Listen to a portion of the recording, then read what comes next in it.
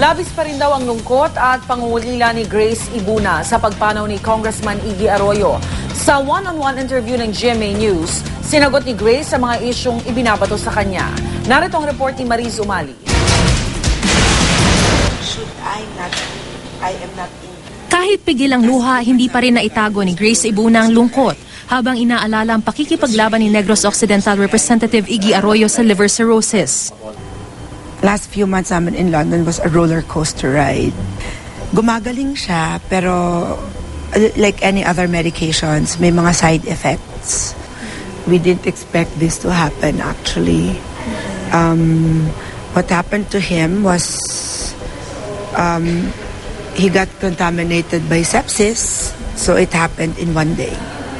Hanggang ngayon, nagdadalamhati pa rin daw siya sa pagpanaw ng kongresista. I'm still grieving, it's getting worse every day. My best friend, my soulmate, my worst critic, my best fan.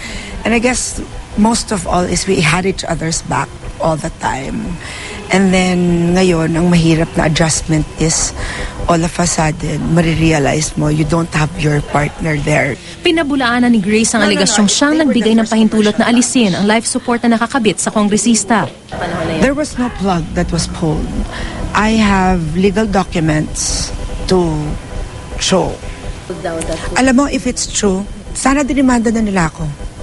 Demanda nila ako para magkaalaman na lahat. Kasi puro dakdak sila diba? Oo, puro bintang sila, paninirang puri Yun yung masakit sa amin. Nang malagutan ng hininga si Congressman Iggy, ang kapatid nitong si dating First Gentleman Mike Arroyo raw ang isa sa mga una niyang tinawagan. Itinuturing daw kasi siyang pangalawang ama ni Congressman Iggy.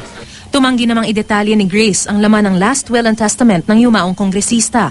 Pero hindi raw totoong sa kanya lang mapupunta ang lahat ng yaman.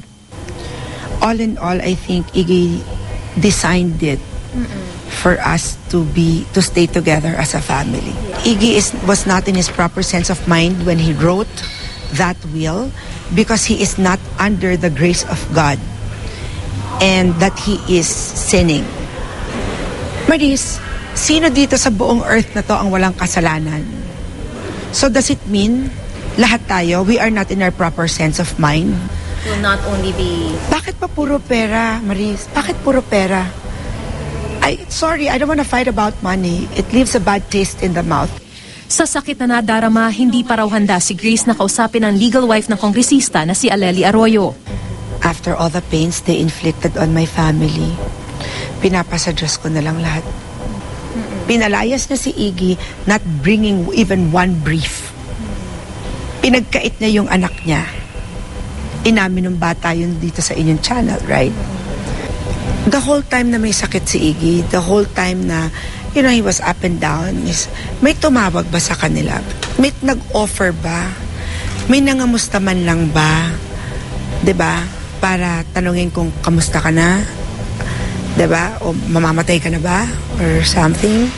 'Di ba? Or gusto mo bang palitan kita? 'Di ba?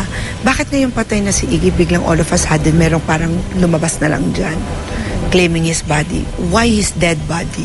Wala pa raw plano si Grace kung papasukin niya ang politika ngayong nabanggit ang kaniyang pangalan na maaaring humalili kay Congressman Iggy. I will pray for it first. Kasi I really believe that once you enter politics, you should enter politics with a calling. Para sa unang balita, Mariz Umali reporting.